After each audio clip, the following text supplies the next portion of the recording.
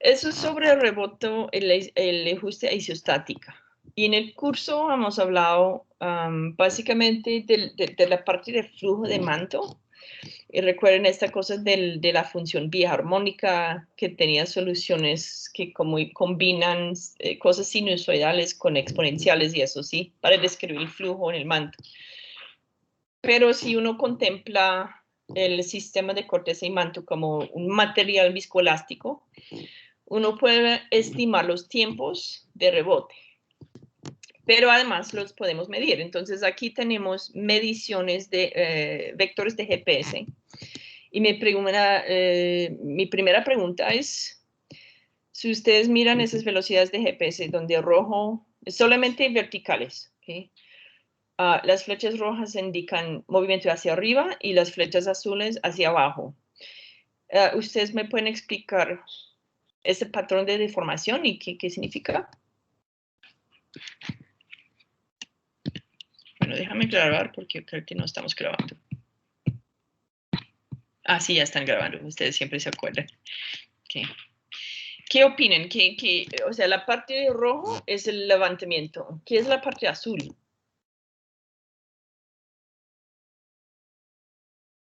Que ayuda si dibujan, ¿no?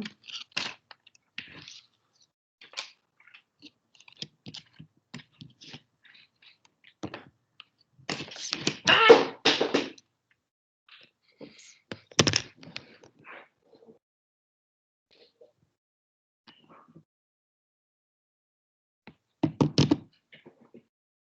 Okay. ¿Alguien ya tiene un dibujo y me puede explicar por qué hay subsidencia en la parte de Estados Unidos?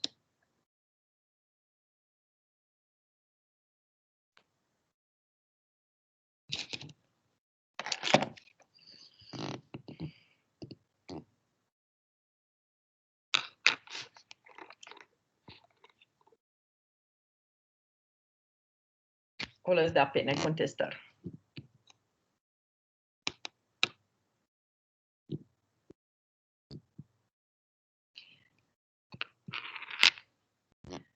Si lo dibujo en vista corte, ¿cómo sería? Si yo tengo un perfil así. Aquí, ¿qué tengo? Tengo subsidencia ahora. Y aquí en este lado tengo levantamiento. ¿Cómo dibujo el corte? Entonces, eso es obviamente que se retiró el hielo. Entonces empezamos con qué pasa si yo tengo una superficie normal y pongo hielo encima. Plup. ¿Dónde va todo?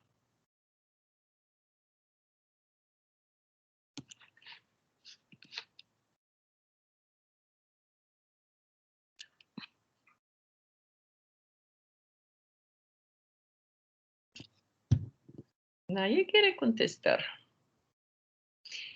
Les doy una pista. Ustedes querían repasar algo de flexura. Eso incluye flexura. ¿Qué pasa cuando el hielo se hunde? ¿Voy a tener una figura así de la superficie? ¿O qué pasa? Tengo una corteza así y hago plop y pongo algo pesado encima. ¿Qué han visto? Un poquito flota, pues en el hielo. Ok. ¿Y qué hace la corteza? ¿Solo se hunde?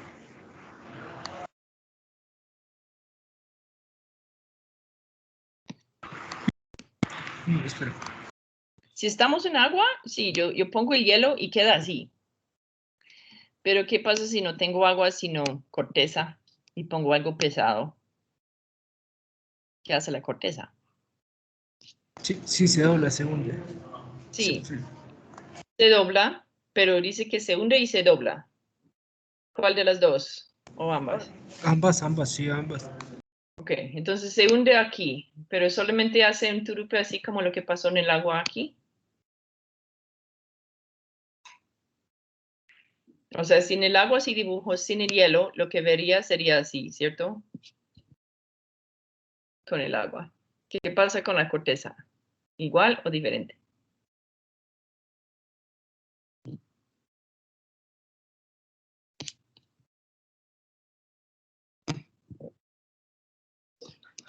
Ajá.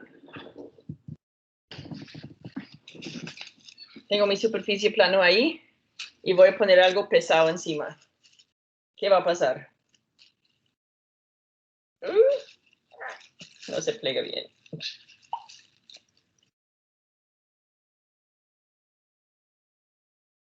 ¿Cierto? Entonces no es exactamente como el hielo, sino yo tengo algo así. Entonces, ¿qué pasa? Yo puse el hielo, eso se hundió, pero eso se volvió, se fue por arriba. Recuerda el W que derivamos con esta ecuación de flexura que tenía turupe, huequito. Teníamos un mínimo aquí, un máximo aquí, un máximo aquí. Y eso es por, si yo pongo un objeto, no simplemente va a flotar, sino voy a tener fuerzas elásticas que lo sostienen. ¿Sí? Y eso causa ese patrón de flexura. Entonces ahora es simplemente pensar, bueno, yo puse el peso aquí, ahora lo quito. Ahora, ¿dónde va todo? Pues este va hacia arriba, pero eso va hacia abajo. Entonces, ustedes si miran los vectores de GPS, eso es lo que estamos viendo, que yo pongo un peso en la corteza, se plega y las partes al lado se levantan. Esto lo vemos en los glaciares hoy en día. Si ustedes ven un valle glaciar, si yo tengo un valle, bueno, miramos esta cosa. Suponemos que eso es mi valle y lo lleno con glaciar. Eso aplica un peso aquí que hace levantar un poco los flancos de mi valle. Eso en las estaciones de GPS alrededor de este valle se ve. Y cuando una forma de estimar la pérdida de masa de glaciares actuales es medir la deformación de la corteza como respuesta. ¿Sí? Entonces quito ese hielo, se levanta el fondo de mi valle y se baja el turupe al lado. Estas mediciones los están haciendo los cascos de hielos grandes y en los valles ahora para estimar pérdida de masa de hielo. ¿Sí? Pero es por la flexura que uno puede ver esa señal. Ok, como eso es un comportamiento elástico y también sabemos que no es instantánea, sino tiene debajo esto un manto viscoso, uno puede modelar ese comportamiento con mi resorte más dashpot, ¿cierto? ¿Qué hice? Pues yo aplasté, ahora yo solté mi peso, por decirlo así, y ahora lo que estoy viendo es una reacción de largo plazo, porque inicialmente cuando puse el hielo yo tenía una flexura elástica, lo quito y debería ser toing, pero como no es elástico sino viscoelástico, demora porque necesito esperar que se mueva la parte de fluido para que retome equilibrio estático. ¿Okay? Entonces, la segunda parte de la pregunta es, imagínate que en el último máximo, el espesor de glaciar era 3 kilómetros. ¿Okay?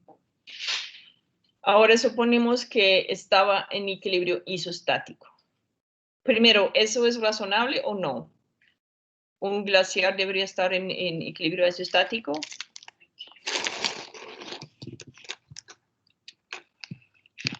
No, no necesariamente. Dime. Yo iba a decir que no necesariamente tiene que estar en equilibrio. Ok, tienes la razón. Hay condiciones bajo las cuales puede estar en equilibrio isostático.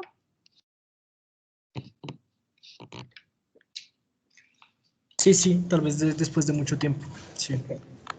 Esa es la clave. Recuerde que todo el comportamiento reológico que queremos describir depende mucho de la escala de tiempo. Los glaciares son interesantes porque sus ciclos corresponden a un tiempo más o menos intermedio entre el complemento elástico y fluido, mientras lo que vimos de mareas y de sismicidad es dentro de los tiempos muy elásticos. Y a muy largo plazo podemos tener flujo en el manto y fondo de la corteza, ¿sí? Entonces es entre medio, pero imagínate que yo pongo un casco de hielo allá y lo dejo por 100.000 años o 200.000 años. Va a acercarse a un equilibrio isostático, aunque parte de la corteza va a ser elástica siempre. Si asumimos que es perfectamente compensada isostáticamente, entonces, ¿cuál es la depresión de la superficie? Lo que están diciendo es que el hielo, vamos a utilizar números redondos para que no gasten su tiempo en calcular, pero si la densidad del hielo es 1000 y el manto donde está hundiendo, como un iceberg, tiene densidad de 3300, ¿cuánto debería haber hundida la superficie? Ustedes tienen que recordar la parte de cálculos isostáticos, ¿cierto? Lo que va a dar esa respuesta es un máximo. O sea, si yo quiero saber cuál es el máximo que se puede haber hundido, es esto, porque no va a hundir más. Lo que seguramente va a hacer es hundir menos, porque siempre tiene algo de apoyo elástico con una precaución. ¿Ustedes recuerdan esto?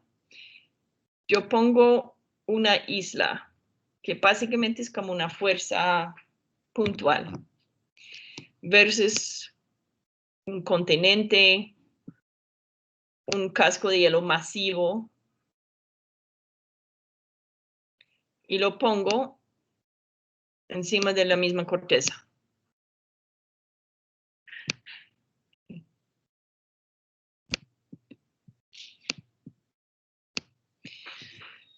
¿Hay alguna diferencia en la respuesta de la corteza a ese maso puntual y esa masa extendida?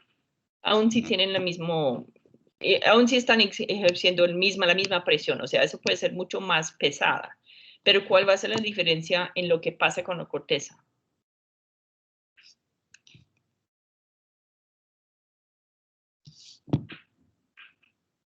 ¿Se acuerdan? Ya hace mucho de que hablamos de flexura.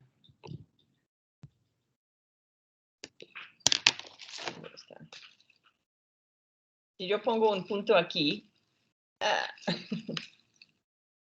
yo puedo plegarlo así. Bueno, eso es un ejemplo malísimo, esa cosa no se plega como me gustaría. Pero sí, yo voy a tener, recuerda el alfa de la corteza. Si yo tengo una corteza delgada, el ancho de donde voy a influir la cosa va a ser muy pequeña, ¿sí? O sea, es decir, si pongo una cosa muy gruesa y intento hacer lo mismo, la flexura va a distribuir en un área más ancha, ¿sí? Y entre más espeso y más fuerte, más es así. Pero si tengo la misma corteza y en un lado yo pongo un punto y en el otro lado pongo un ladrillo extendido, ¿qué va a pasar con la curvatura de la corteza? La fuerza puntual va a ser mucho más por menos, sí. Eso es buena forma de describirlo, Laura. Si yo hago esto, pongo algo puntual, el lápiz, así mi lápiz. Estoy intentando sostenerlo como... Bueno, pero eso es un buen ejemplo. Si yo tengo un papel con lápiz, yo puedo ver los turupes, ¿sí? Si yo pongo algo mucho más ancho encima de mi papel.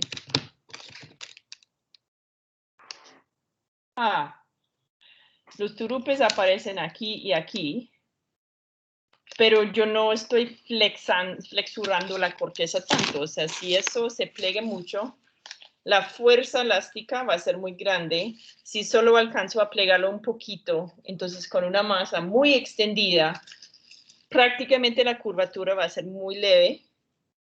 Entonces, el apoyo elástico que da es menor. Es decir, para sostener un continente, la litosfera no le da mucho apoyo elástico porque no lo está plegando lo suficiente. Mientras estoy mirando Hawái, es una cosa muy puntual, estoy haciendo eso, estoy flexurando mucho la corteza y eso tiene una buena cantidad de fortaleza elástica y menos mal, si no, Hawái se hundiría como una bala, porque es más pesada. De hecho, Hawái, si uno mira litosfera más sedimentos y uno mira una magma que recién se solidificó, que es muy basáltico, puede hasta ser más pesada y sin esa flexura elástica de pronto se hundiría por completo. Entonces, si yo tengo masas puntuales es una cosa, pero si tengo masas extendidas, casi puedo ignorar el apoyo elástico porque no lo estoy plegando y es en el plegamiento que hay fuerza elástica. Entonces, no es tan mal esa aproximación de decir que el iceberg va a ser el casco de hielo va a ser en equilibrio. ¿Sí?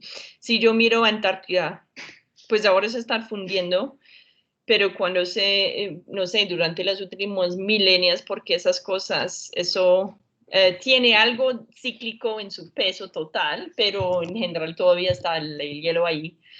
Eso está casi que en equilibrio estático, a no ser de que las masas sí están cambiando activamente, porque es muy grande y quedó ahí mucho tiempo ese casco. Entonces, vamos a asumir que es así. ¿Cuál es el hundimiento total? Entonces, volvimos a simplemente un cálculo como un iceberg, donde eso tiene masa de 1000, bueno, densidad de 1000, y eso es de 3300. ¿Ustedes recuerdan cómo hacer eso?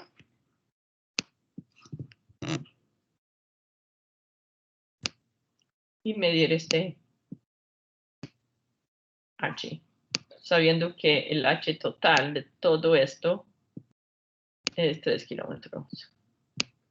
¿Sí? Si les pongo eso en el examen final, lo pueden hacer rápido, ¿cierto? ¿Alguien ya tiene respuesta? Sí, a priori sí. Ok.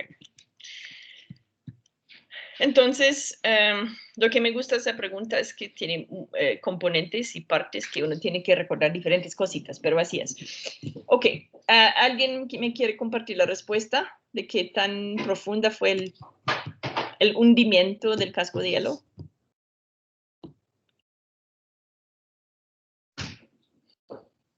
¿Va a ser más o menos de lo que pasaría en un iceberg en agua?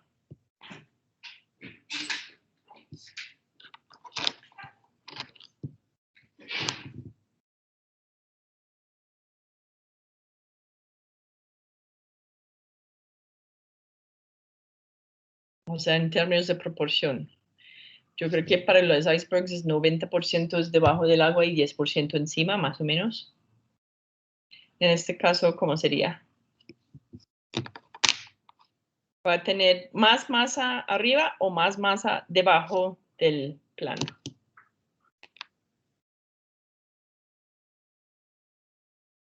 ¿Y cómo se sabe?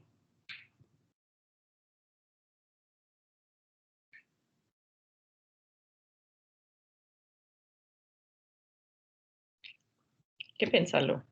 Sería una buena pregunta de selección múltiple sin matemática que tendrían que pensar. Pero bueno, vamos a asumir que la respuesta son 400 metros. O sea, que realmente, comparado con el espesor del iceberg, hay una pequeña deflexión, pero que es mucho menor que el espesor. O no, bueno, no, eso fue cuánto ha aumentado en 11.000 años, no, tiene que ser más. ¿Quién me tiene la respuesta de verdad? ¿O lo hacemos juntos?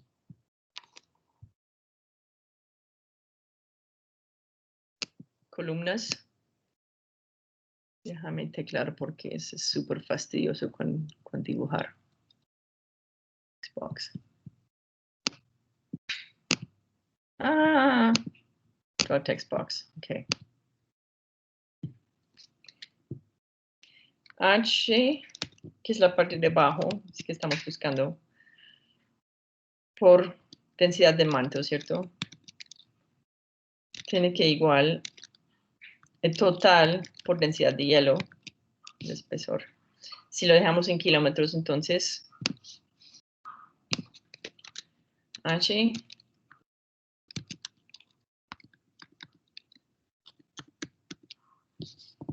¿cierto?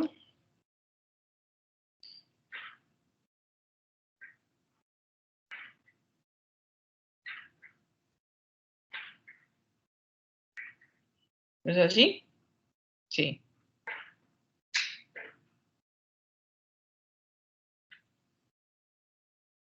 Entonces sería 3 dividido por 3.3.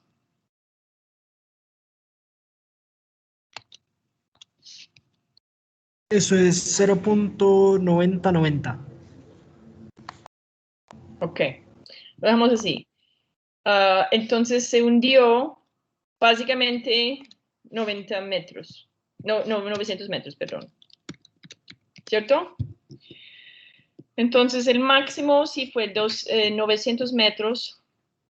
Ahora estamos diciendo que en 11.000 años el levantamiento total fue 400 metros.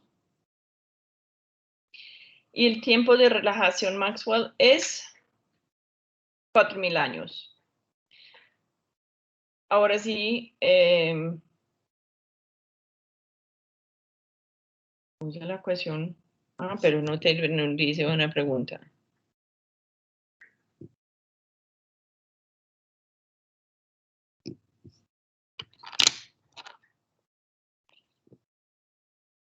Calcula la profundidad inicial. Ok, ahora entonces en la respuesta a B era 900 metros. Ahora vamos a intentar hacerlo con otra forma. Calcula la profundidad inicial. ¿Sí? Si el levantamiento total fueron 400 metros en 11.000 años y el tiempo de relajación de Maxwell son 4.000 años. ¿Sí? Entonces aquí lo que estamos diciendo es que eso es un poco parecido a lo que están haciendo en la tarea, ¿cierto? Yo tengo y eso hay que tener cuidado porque hay condiciones iniciales y finales y eso. Odio esa cosa de dibujar. Ok. Si yo tengo un W máximo, que ahora estoy intentando calcular, y yo sé que se levantó 400 metros, upsí, este monto aquí son 400 metros en un tiempo de 11.000 años. Okay. Tenemos este valor de Maxwell Relaxation Time. Recuerda que dependía el tiempo de relajación Maxwell. Es que cuando yo tengo mi resorte más mi dashpot, es un tiempo característica que me dice qué tanto va a ser el movimiento, o sea, qué tan rápido va a ser el movimiento de restauración o de relajación de estreses. Recuerdo que hicimos ese ejemplo de que si estiro mi sistema Maxwell y lo guardo ahí, en algún momento el estrés decae a 1 sobre E de su valor inicial. Yo puedo hacerlo también con un desplazamiento donde hago eso y lo quito, asumiendo que todavía es Maxwell, hay un tiempo característica de volver, ¿sí? Que es como algo del tiempo característico de flujo, que tengo tiempo Maxwell, que recuerden que eso depende de Young's Modulus de la parte elástica y viscosidad de la parte viscosa. ¿Sí?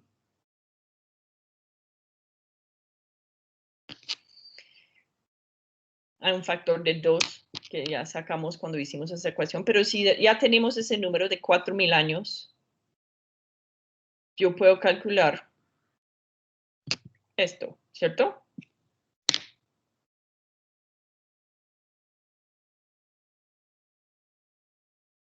¿Alguien ya tiene respuesta?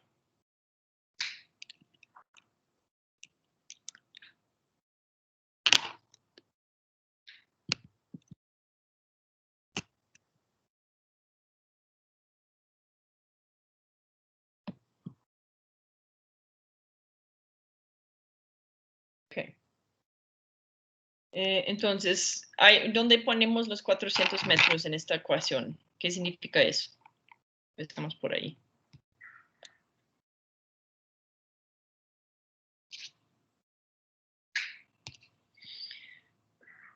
¿Es el W Eso o es es W. Perdón, creo que es W, ¿ah? ¿Es W? Sí, Ok. sí. Entonces, Sí, si sí, yo tengo porque esto, dime. WM tiene cara de ser una condición inicial. Es una condición inicial, WM. Ok, sí. Entonces, eso es W y eso es la condición inicial. Estábamos haciendo no desde cero, sino empezando con un máximo, ¿sí? Entonces, la condición inicial es que voy a tener un W máximo aquí, ¿sí? Ahora, después de cierto tiempo, se levanta 400 metros.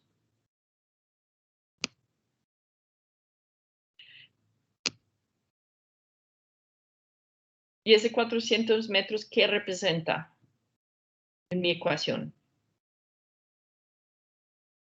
Eso fue el máximo. Se levantó 400 metros.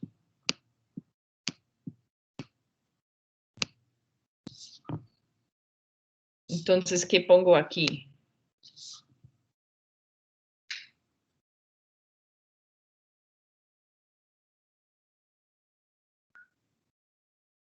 ¿400 o otra cosa? Uf, ahora creo que es otra cosa. Ujú. Eso va a ser WM menos 400. ¿O más? Ok. Sí, W más 400 igual W máximo, ¿no? Ujú, ujú. Entonces, este W lo puedo expresar como W máximo menos 400. Eso, menos 400. Ok. Ok. Ahora sí queremos despejar W máximo porque es la pregunta. ¿Cuál fue la profundidad máxima o inicial?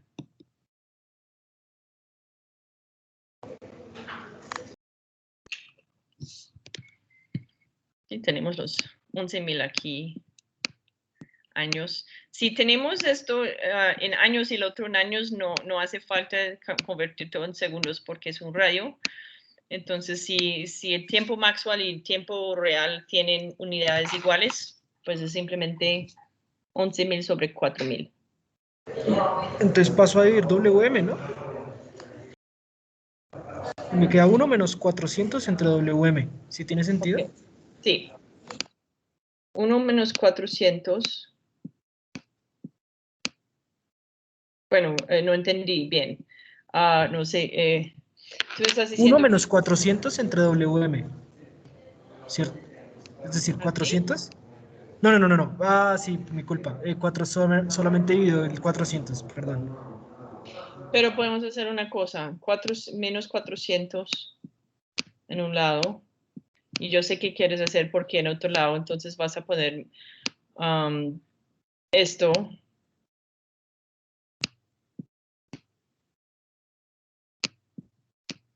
Esto, ¿cierto? 11 sobre 4 menos 1. A eso te refieres, ¿cierto? Ok. Sí. Sí. ¿Y cuál es la respuesta? Entonces, el WM, ¿qué fue? Ah, pues paso a dividir y ya. Ok. ¿Alguien tiene calculadora a la mano?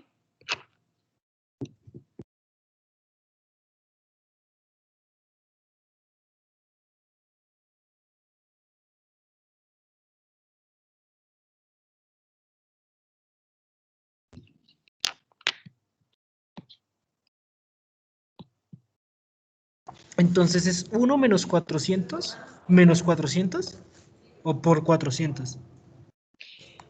WM sería menos, bueno, 400, o podemos ponerlo así, 400 y poner eso negativo y eso positivo. O sea, 400 sobre 1 menos E a la menos 11 sobre 4.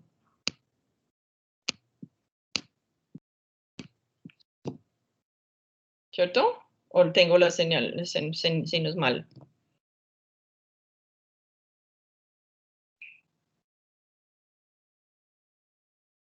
Creo que es así. Pues ojalá salga mayor a 400, si no, no Sí, te... sí, sí, sí, me salió 427. 427. Sí, pero creo que lo hice mal. ¿Cómo es la operación? 400 entre eso. Sí, dividido por Ah, no, 1 entonces sí. menos un Sí, sí. a menos 11 sobre 4. Sí, sí, me dio 427. Ok. 427 puede ser. Eso es mucho menor que lo que calculamos en B, que debería ser el equilibrio de profundidad isostático. ¿Por qué no? O sea, ¿por qué no es así? ¿Por qué no llegó nunca a los 90 metros, sino a 427 por máximo? Hay dos posibles explicaciones. Uno, ya dijimos que hay una parte de la corteza que es permanentemente elástica, que siempre lo va a sostener y nunca va a llegar al equilibrio. Pero es más, si yo ignoro la corteza y simplemente pongo eso encima del manto, el manto es viscoelástico, ¿sí? Si yo pongo, y podemos hacer ese ejercicio, de hecho, quiero que ustedes lo piensen porque no hemos hecho todos los posibles cálculos que se puede hacer con estas ecuaciones constitutivas. Pero imagínate poner un peso y quitarlo, un peso y quitarlo, un peso y quitarlo a un objeto viscoelástico. Si yo tengo algo como un terremoto donde hay las oscilaciones son por hertz grandes, o sea, que ciclos por segundo muchos, pues yo lo que voy a ver es una vibración elástica. ¿Qué pasa si tengo una frecuencia de 100.000 años de poner peso y de quitar peso y cada 100.000 años lo pongo y 100.000 años lo quito? ¿Qué tipo de comportamiento va a tener? Va a ser viscoelástico y va a tener una parte importante elástica y otra parte importante viscosa. Entonces no puedo ignorar la parte elástica. Eso es lo que está diciendo esa respuesta. Si yo tuviera ciclos glaciales que pasaban solo cada 10 millones de años, sería diferente. ¿Sí? Mira el tiempo Maxwell, 4.000 años. Si esos 4.000 años y yo estoy poniendo glaciares como cada 100.000 años, yo no tengo tiempo para relajación completa, nunca. Porque mira que ya han pasado 11.000 años desde el último máximo. En algún momento esta cosa da vuelta y empezó a glaciar otra vez, pero por mucho en otros 80.000 años. ¿Okay? Si hago eso, eso no ha tenido tiempo de ir a cero estrés. Entonces voy a tener un poco de estrés elástica todavía guardado cuando vuelva a poner esto, ¿sí? No va a tener rebote completo antes de que ponga el siguiente glaciar. Entonces la frecuencia es un poco demasiado alto para tratar el manto como fluido. Lo tengo que considerar como viscoelástico y eso nunca va a permitir un equilibrio isostático. Lo que sí puede tener equilibrio isostático es el continente mismo que quedó allá 4.000 millones de años sin fundirse y desaparecerse. Entonces eso sí supera por mucho el tiempo Maxwell del manto y se hunde en el manto como un iceberg. Pero el casco de hielo es un poco diferente porque su frecuencia es así. Y de hecho, si ustedes quieren volver a las ecuaciones diferenciales que vimos, recuerden cuando estábamos hablando de Maxwell y teníamos esa cosa, uno sobre, bueno, es que eso que fue sigma sobre, era algo así.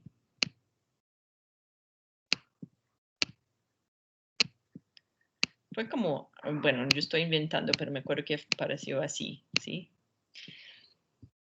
Si yo pongo un estrés cíclico en tiempo, ¿sí? Yo puedo solucionar esa ecuación diferencial.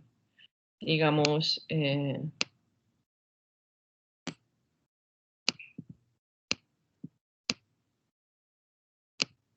algo así, ¿sí? Algo que oscila en tiempo, que aplico el peso y lo quito y lo aplico y lo quito. ¿Cómo va a ser la respuesta esta? Pues va a ser también cíclico, Pero la pregunta es si en algún momento se van a relajar por completo el estrés, si vamos a llegar a un equilibrio elástico o qué va a pasar. Por eso el patrón de glaciación y deglaciación es especial porque no nos permite ver el comportamiento viscoelástico del manto de una forma muy directa. Y uno puede medir el tiempo Maxwell utilizando esos vectores de GPS y medir la velocidad de uplift ahora. De hecho, uno puede hacerlo con velocidades. Si yo conozco hoy en día el vector de velocidad de levantamiento, eso es simplemente derivada de W por tiempo. Entonces, puedo utilizar esa ecuación, diferenciarlo con tiempo y tener mi velocidad de levantamiento en cualquier época, ¿cierto? Debería disminuir de forma exponencial también. El diferencial de un exponente es un exponente, pero voy a tener un factor encima que me da como velocidad. ¿Eso está claro? Si les doy eso en un examen, ¿lo pueden hacer? La cosa isostática de glaciares junta muchos conceptos. Eso es como chévere. Lo bueno de reponer eso en términos no de W, sino porque no sé cuál fue el W max, eso fue que tenía que poner parámetros que no conocía, sino con velocidades, es que ahora las velocidades sí puedo medir. Y uno de los trucos en geodinámica es saber qué se puede medir para que el modelo salga creíble, ¿sí? Porque si no me puedo inventar cualquier cosa. Y yo cuando estaba trabajando en proyectos de muy largo escala de tiempo, son muy difíciles de comprobar con datos, ¿sí? Si uno está haciendo un modelo para el desarrollo de una cuenca, ¿quién puede argumentar que mi modelo está mal? Es que hay pocos datos que me dicen por qué pasó la cosa, qué tan rápido pasó la cosa, aunque sí hay algunos datos que me pueden decir, por ejemplo, tasas de exhumación, ¿sí? Pero uno necesita algo con que aterrizar el modelo. Y lo bueno de ese tipo de proceso es que los datos geofísicos y geodéticos ayudan a hacer eso. Entonces, sabiendo la tasa de levantamiento de la Tierra, yo puedo hasta estimar cuándo fue el último máximo del glaciar, utilizando el tiempo máximo del manto. Y el tiempo máximo del manto lo puede medir con cualquier otro tipo de formación que se ve, o los tiempos de movimiento de las placas, la tasa de convección, y uno puede estimar la viscosidad y cosas así. Entonces uno tiene que ver varias observaciones normalmente, pero la deformación es una. ¿Okay? Hay algunos materiales especiales que mencioné, materiales no lineales, materiales donde en lugar de tener, por ejemplo, miramos la viscosidad. La viscosidad se define así. ¿Sí?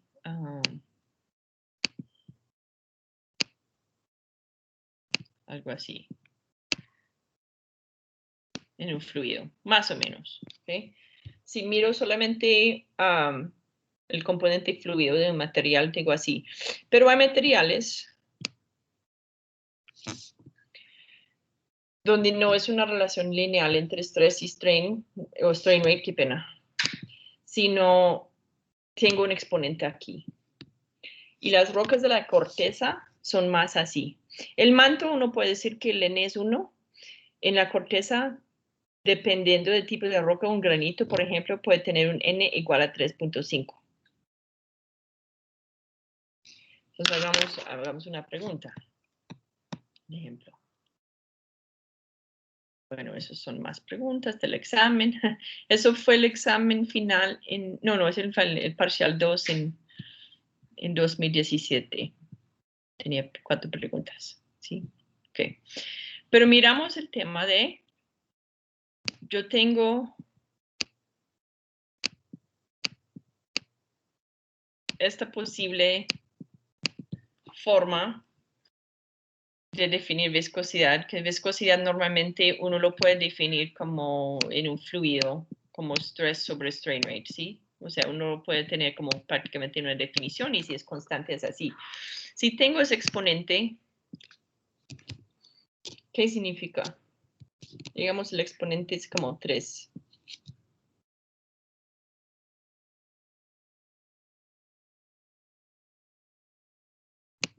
Yo tengo una viscosidad que depende de estrés.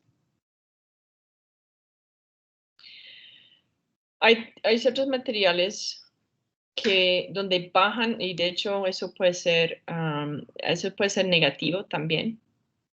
Y si es negativo, significa que entre más estrés aplico, más se baja la viscosidad.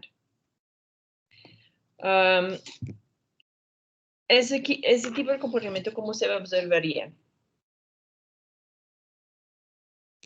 Yo les voy a mostrar un ejemplo que yo creo que tengo en PowerPoint.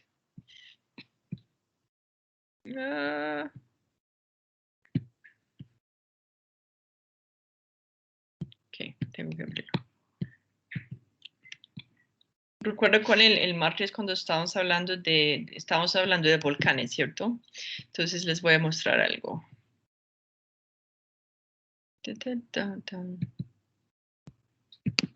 Ah.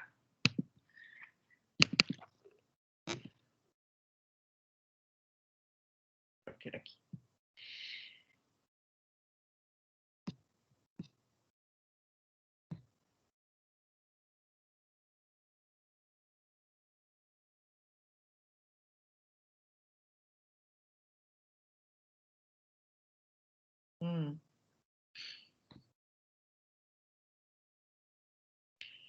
Tengo aquí, bueno.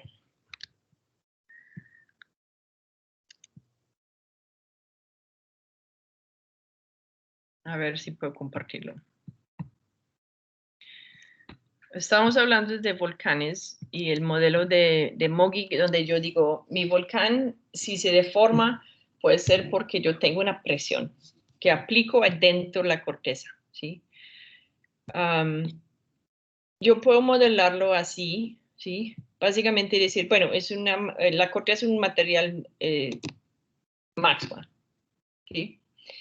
Si tengo una intrusión, un silo, eso debería levantar un poco la superficie, como hablamos, o sea, deformar la superficie. Y si se queda ahí esta cosita, pues ahí está, si es elástico. Pero ¿qué pasa si es viscoelástico? Recuerde que si yo aplico un levantamiento así y lo mantengo, ¿sí? Es como estirar ese elemento y guardarlo fijo. Yo meto mi silo y lo mantengo allá, o sea, el material no va a ningún lado. ¿Qué va a pasar con el tiempo? Si es elástico, nada. Si es viscoelástico, ¿qué pasa con el tiempo? ¿Ustedes creen qué va a pasar primero con el estrés? Meto mi silo allá y lo guardo allá, ¿y qué pasa con el estrés con el tiempo?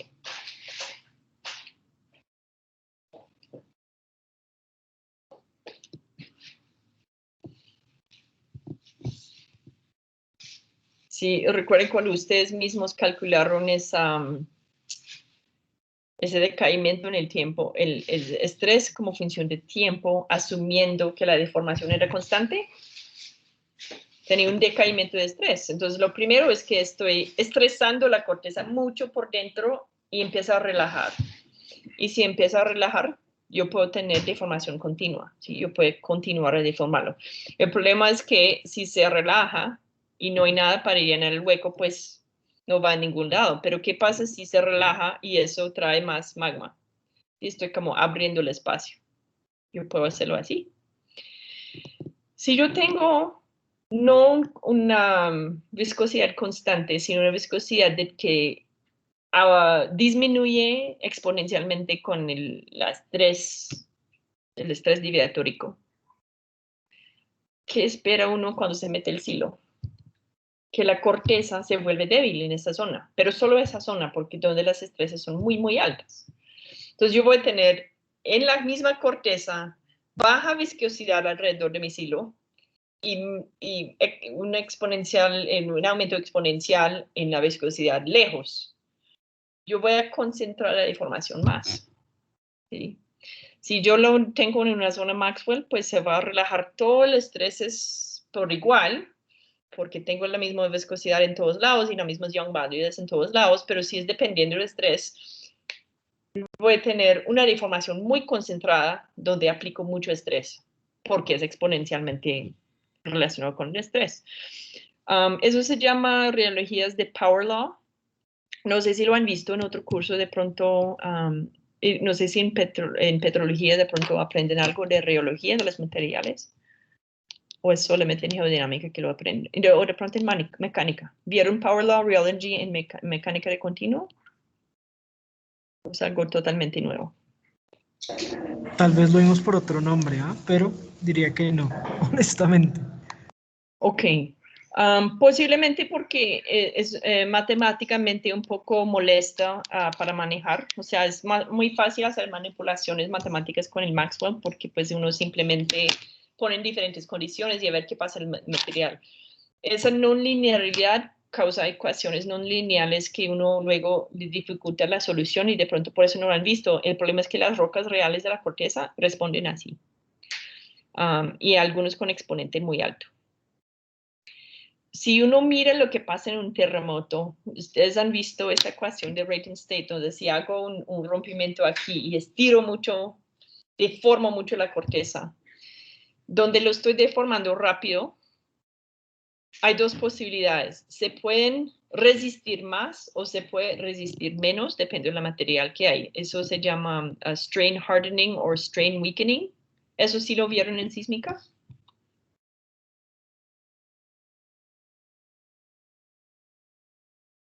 O eso es totalmente nuevo también. Sí.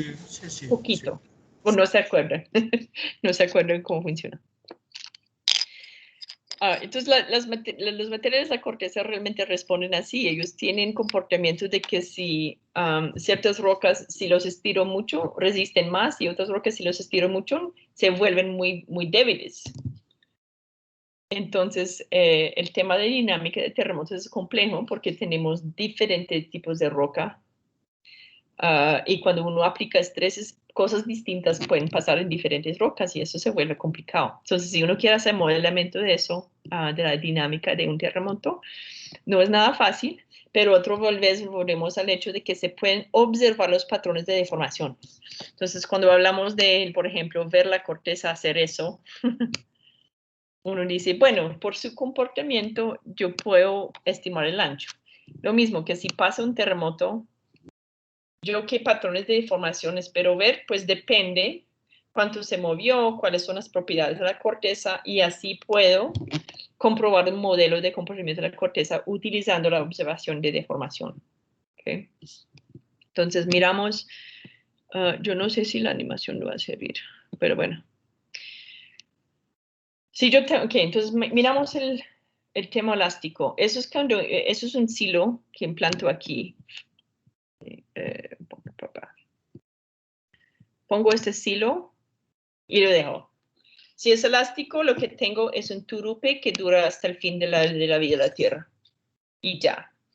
Porque el estrés nunca se va. Esta deformación ya yo lo puse y ya no hay nada que hacer. Es como estirar mi resorte permanentemente.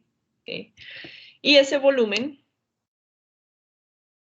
debería ser proporcional del levantamiento.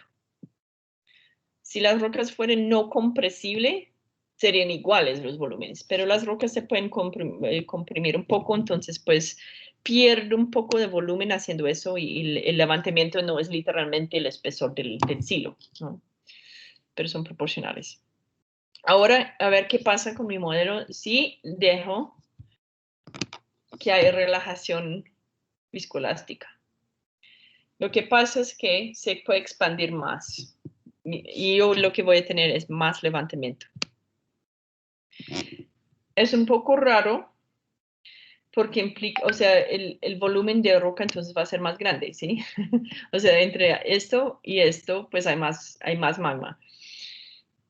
Eso es un misterio y de hecho no es muy fácil definir qué pasó aquí, pero las observaciones de la superficie indican que hay levantamiento, yo les mencioné que hay zonas en el mundo donde hay levantamiento constantemente y a veces con velocidad igual. un ejemplo en Nuevo México, donde desde 1915 hay levantamiento de 2 milímetros al año en la superficie encima de uno de esos silos, pero es constante por 100 años. Y como lo sabemos, pues tenemos INSAR por los últimos 30 años, GPS también, pero también tenemos nivelación. Ellos se pusieron un ferrocarril, entonces les tocó hacer nivelaciones y lo hicieron como 3 veces y se puede ver el mismo levantamiento hace 100 años. Eso es muy raro y eso que nos dice que esta cosa no puede ser elástica. A no ser de que estoy constantemente inyectando más y inyectando más y inyectando más en la misma taza. Porque eso es poco probable. ¿Qué creen ustedes? ¿Ustedes creen que yo puedo seguir metiendo magma en esta misma local por 100 años con la misma tasa de inyección y que simplemente va a ser como expandiendo así? No es que sea imposible, pero ¿qué proceso puede producir eso? Sobre todo que cada vez que inyecto más magma, la resistencia y la corteza aumenta. Es como estirar mi resorte. Entre más estiro, más resiste. Entonces, para seguir inyectando magma ahí, necesito tener una presión enorme para inyectarlo, ¿sí? O sea, eso tendría que ser muy boyante. Y si es así, ¿por qué no simplemente rompe y sale como erupción? Entonces, no es, o sea, llega un momento donde la presión que genera ese silo en una corteza elástica básicamente rompería la corteza. La corteza puede aguantar de pronto 10 megapascales de estrés diatórico antes de fracturar. Entonces, eso nunca pasaría nunca. ¿Cuáles son las otras posibilidades? ¿Por qué sigue teniendo levantamiento? Pues eso tiene que tener algo viscoelástico, porque así uno tiene una curva lisa, una función lisa en levantamiento. Si uno pone magma aquí, se relaja el estrés, eso permite más magma, por ejemplo. Entonces, muchas veces cuando uno ve levantamiento en un volcán que es muy constante y sostenido, es porque estamos realmente viendo procesos de deformación viscoelástica, ¿sí?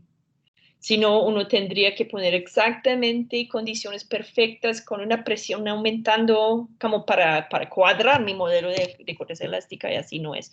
Hay tantos volcanes haciendo eso que uno tiene que decir, bueno, hay comportamiento elástico, viscoelástico ahí que puede explicar por qué sigue levantando.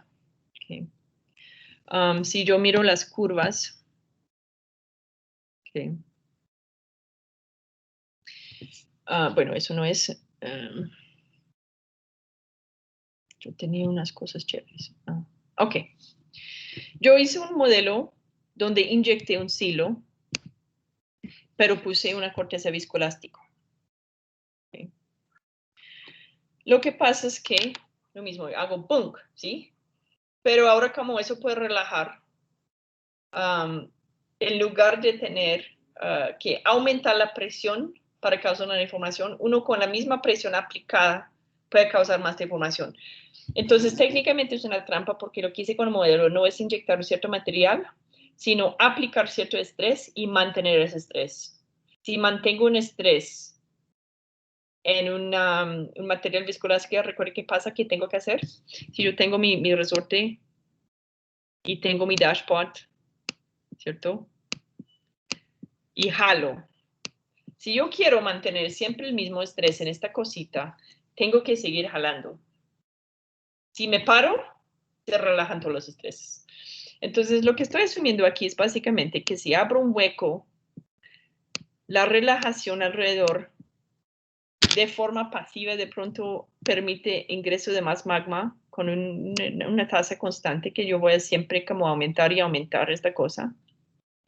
Y lo que puedo ver es cómo responde la superficie. ¿Sí? Eso es levantamiento elástico que pasa cuando inyecto el silo. Todo lo que pasa después es levantamiento que pasa por la relajación de estreses alrededor. ¿Sí?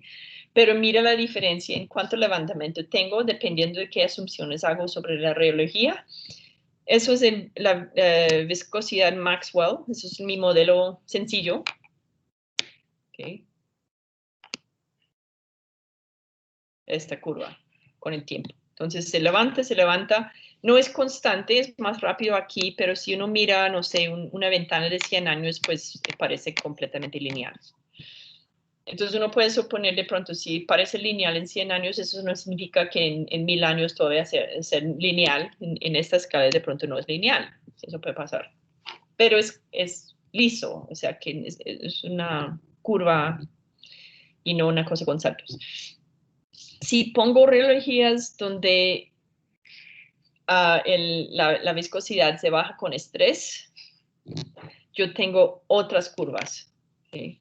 Y además tengo otra forma, y eso es lo más interesante. Si yo tengo esa cosa de resorte y dashboard simple, yo tengo que con el tiempo se va más y más ancha la deformación con el tiempo. Como eso no es observado, la forma más sencilla de explicarlo es que se concentra la deformación alrededor de donde el estrés es alta y afuera entonces el material es dura y cerca es muy débil, entonces se concentra en todo el levantamiento encima de eso y no lo permite como expandir. ¿Okay? Entonces, uno puede, para hacer entender mejor qué pasa con un material, utilizar esas observaciones y los tenemos para terremotos, para volcanes, para ajuste isostático. Entonces, esas observaciones nos han permitido básicamente medir propiedades de la corteza, de las rocas de la corteza, fuera de un laboratorio. Okay. En un laboratorio es un poco difícil imitar las condiciones de una roca en la corteza donde pasa una intrusión. Okay. ¿Ustedes tienen dudas? Eso yo no les voy a examinar sobre ese ejemplo, pero quiero que ustedes piensen muy bien en la implicación de tener ese resorte con dashboard o una viscosidad que varía. ¿Cómo se vería la naturaleza? Porque esas son las cosas interesantes. Por eso, pues, si no es una ecuación más, ¿no? Pero sí quiero entender por qué la corteza se deforma después de un terremoto de una forma rara. Eso tiene que ver con esa ecuación constitutiva del material y uno tiene que básicamente derribar esas ecuaciones constitutivas utilizando observaciones. ¿Sí? Son modelos, pero son modelos que se construyen pensando en lo que estamos observando. ¿Okay? Entonces, para los que están interesados en modelamiento geodinámico, recuerden que nunca se puede ignorar los datos. Porque esos son los datos que te pueden hacer mentirosos. Hay que tener cuidado. Ok. Hay un punto final aquí que separamos en este curso flexura, radiología, placas y calor y fluidos. Esto es un ejemplo, el ejemplo de volcanes es algo bonito porque literalmente junta todo. Y recuerden que yo les mencioné que estamos ignorando el flujo de calor ahí. ¿Qué pasa si lo incluimos? Yo pongo un silo así. Hay estrés, se levanta la superficie, pero además hay un flujo, una conducción de calor desde el silo hacia la roca. Y desde la roca, pues se está enfriando el silo. ¿Sí? Entonces yo puedo hacer el ejercicio que ustedes hicieron, ¿sí? Yo creo que hicimos ese ejercicio, no sé si en la tarea o algo, donde se haga una intrusión y ver cómo es la curva de temperatura con el tiempo. Si empiezo a tiempo cero, yo tengo frío, frío, frío, caliente, frío. Pero ustedes van a ver que se suaviza esa curva, que se enfría el silo y que eventualmente pues se equilibra, ¿sí? Se enfría el silo y se calienta la roca.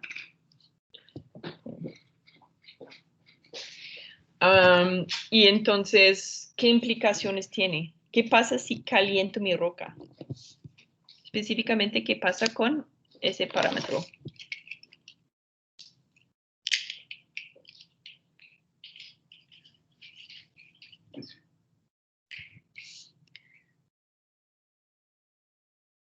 Ok, 4 minutos. ¿Alguien tiene respuesta? ¿Qué pasaría?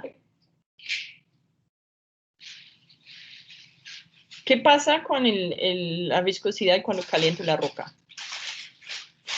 Eso ya lo saben, ¿sí? Disminuye, sí, sí, claro, disminuye.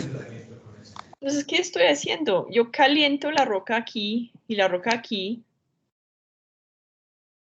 Primero, estoy volviendo esto menos viscoso, entonces resiste menos, ¿sí? Es viscoelástica, pero ahora como más tiende a ser más fluido.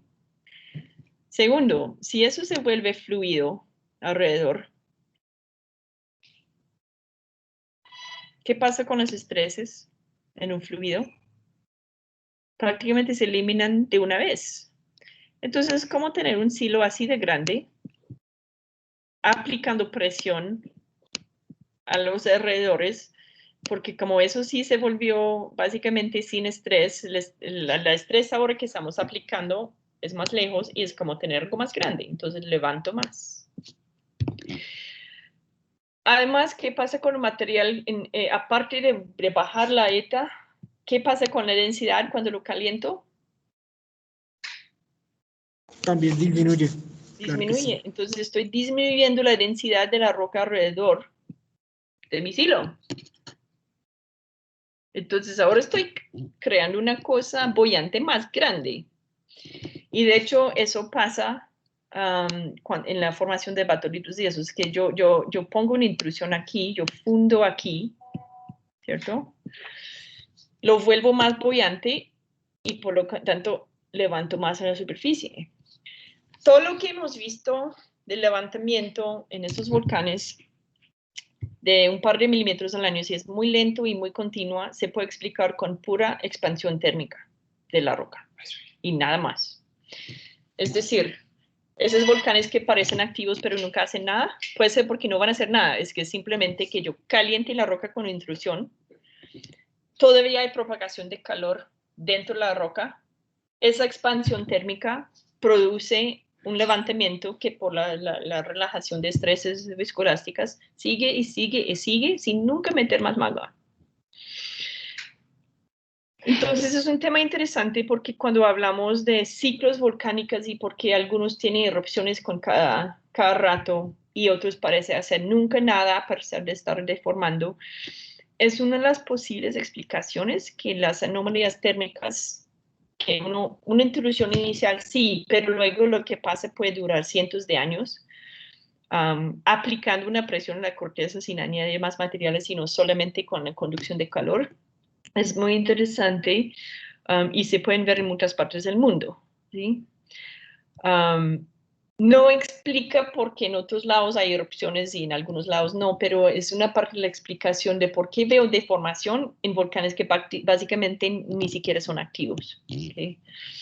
Entonces, yo creo que eso es, o sea, es avanzado para este curso, pero ustedes tienen los conocimientos y capacidades para solucionar problemas así en investigación, si les interesa.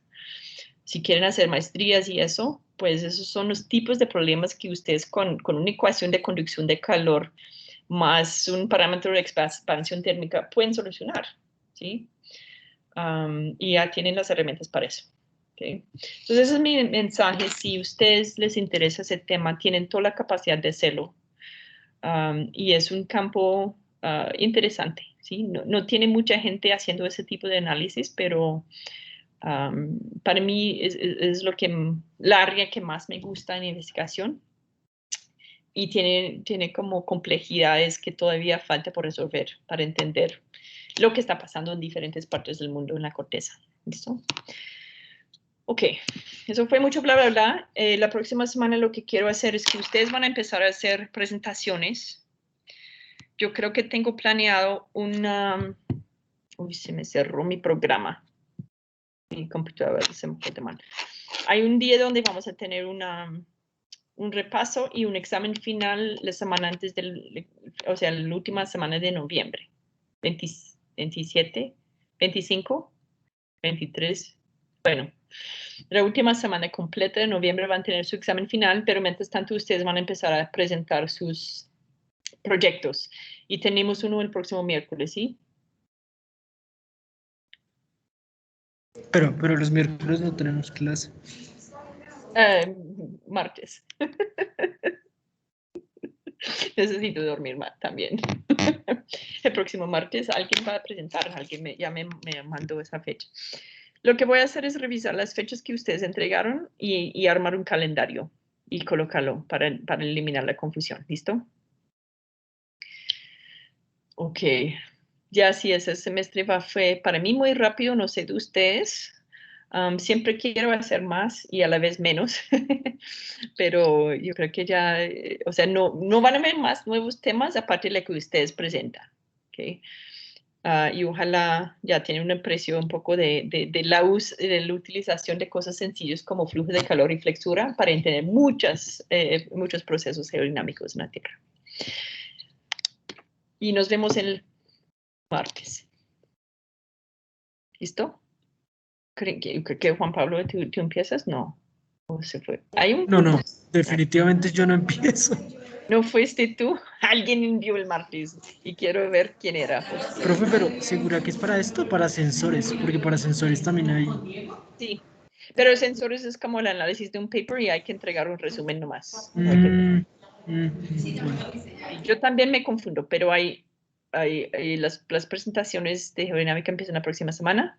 En sensores piensan, o es de revés. No sé si me estás confundiendo, la duda. Déjame ver el programa porque yo no quería a propósito tener el examen misma semana en ambos cursos, porque muchos están en los dos cursos. Déjame ver. Un momentico. Esto es geodinámica. Sí, primera presentación el 16, el examen el 25 y en la última semana más presentaciones. Yo quiero ver quién mandó eso porque pues presentar el 16 va a ser genial. Ahí salen de todo lo que hay que hacer en el curso aparte del examen final. Y ya. Los que escogieron la última semana pues ojalá no tengan tesis para entregar la misma semana. No lo hagan muy complicado, o sea, no quiero que ustedes armen una gran pregunta de geodinámica para solucionar que debería ser maestría, o sea, algo ilustrativo, algo didáctico para presentar, ¿sí? Entonces, no se angustien demasiado por esa cosa de modelo, ¿sí? Solo que a algunos les gusta programar, a otros les gusta la matemática, a otros les gusta armar maquetas, como ustedes quieran, esa es la idea, ¿okay? Porque todos tienen un rol en geodinámica. Ok, nos vemos el martes o en sensores en unos minutos. ¿Listo?